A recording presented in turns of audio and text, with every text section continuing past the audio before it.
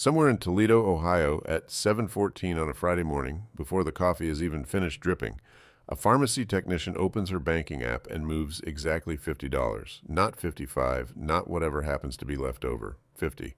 She has done this every single payday for 14 months, and she has never mentioned it to anyone. Here's the part worth pausing on. This woman takes home 23 hours a month. That is the exact income level that every piece of financial advice ever written politely ignores. And yet, she is currently 3 full months of survival ahead of her own life, on her way to a full year. There's a rule hiding inside that number, a specific, teachable, 3-move rule. And by the end of this video, you will have every part of it. But the reason it works has almost nothing to do with math. And if we hand you the mechanics before you understand why, you will do what most people do with good advice. Nod, agree, and never start. So begin with the thing nobody in the advice industry wants to say out loud. Almost every saving strategy in existence was written for people with leftovers. Save 20% of your income. 20% of what, exactly? When the rent, the car, the insurance, and the groceries have already spoken, 20% of nothing is still nothing. The industry keeps handing out percentage plans to people whose problem was never the percentage, and then it acts surprised when they quit. Problem 1. The percentage lie. If you have ever opened a savings calculator, typed in your real numbers, seen the words "you will reach your goal in 11 years," and quietly closed the tab, that was not weakness. That was a sane response to advice that was never built for your paycheck. If you have started a savings plan 3 separate times and watched all 3 die by the second month, you did not fail 3 times. The plan did. And the timing could not be worse. The Federal Reserve's own household survey keeps finding that nearly 4 in 10 American adults could not cover a $400 emergency with cash. Bankrate puts it even more sharply. Fewer than half of us could handle a 1,000 surprise without borrowing. And researchers at the J.P. Morgan Chase Institute found the detail most advice ignores completely. For lower-income households, income itself swings by double-digit percentages from one month to the next. The paycheck is not just small, it is moving. Any plan that assumes a calm, predictable surplus is a plan written for somebody else's life, which is why percentages fail here specifically. A percentage is a rule for people whose income sits still. Ask a moving paycheck to surrender a fixed slice of itself, and the good months carry a burden the bad months cannot, and the whole structure collapses the first time the hours get cut. The percentage does not bend, it breaks. So consider the pharmacy technician again. Call her Renata. 33 years old, 11 years on the job, takes home $23.80 a month, paid every other Friday. 18 months ago, her financial life had a very specific texture, not poverty exactly, precision. Every dollar assigned. Every month, a landing she had to stick. The $12 slack that decided whether the week ended calm or tense. The particular dread of the car making a brand new sound. And the rule that changed it did not come from a bank, an app, or a finance degree. It came from watching how a thing gets built, one unit at a time. Problem 2. The brick. Here is move 1. A brick is 50, and a brick is the only unit your emergency fund is allowed to exist in. Not a year of savings. Not $20,000. Just one brick, laid, and then the next one. Renata sat down and found her true survival number. Rent, utilities, groceries, insurance, transport, the phone. Nothing else. It came to $1,700 a month.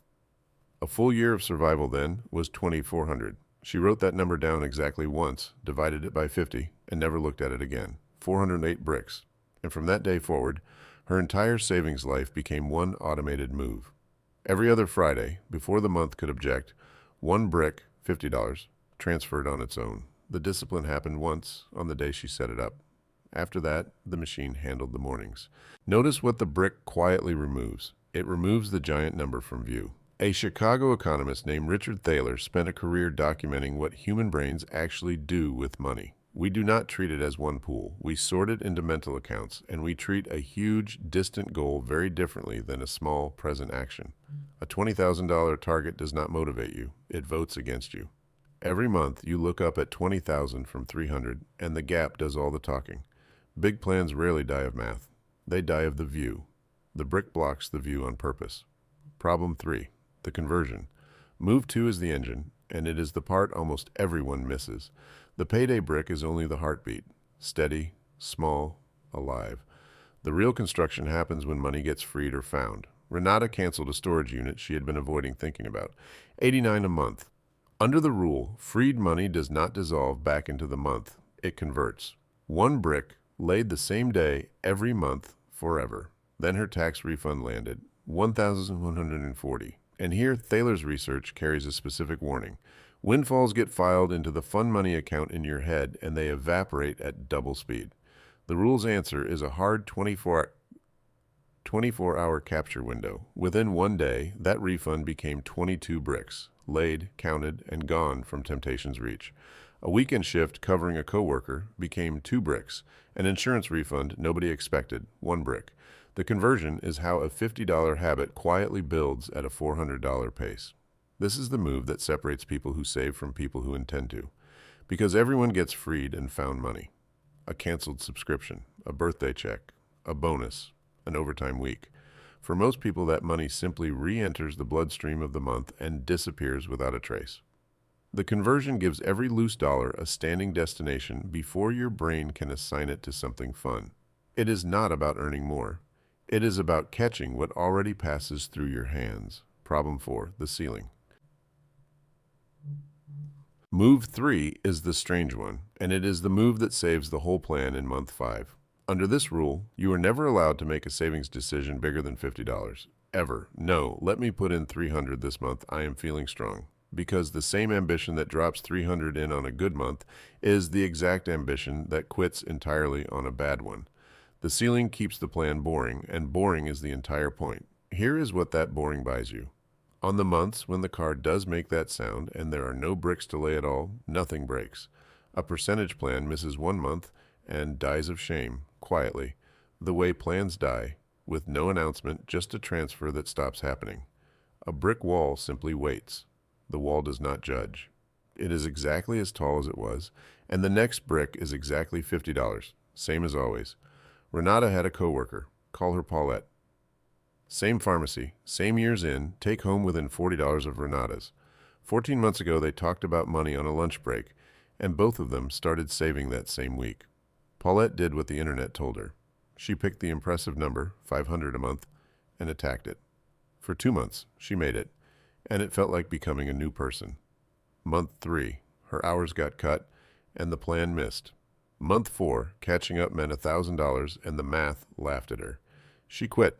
She restarted in the spring, same plan, same wall, same ending. She is on her 3rd restart now, and her account this morning reads a number that rhymes with 0. Renata's decision on that same lunch break looks small. $50 small. It was not. And now the honest objection, because it deserves a straight answer. 50 is nothing. At this rate, the year takes forever. Both halves of that are fair. Renata's full 408 bricks at her real pace land just under 4 years from the day she started. That is the truth, undressed. But here is what the objection misses entirely. An emergency fund does not have to be finished to be working. Renata banked her first full month of survival, 34 bricks in month 4. That is the month the late-night kitchen table math ended.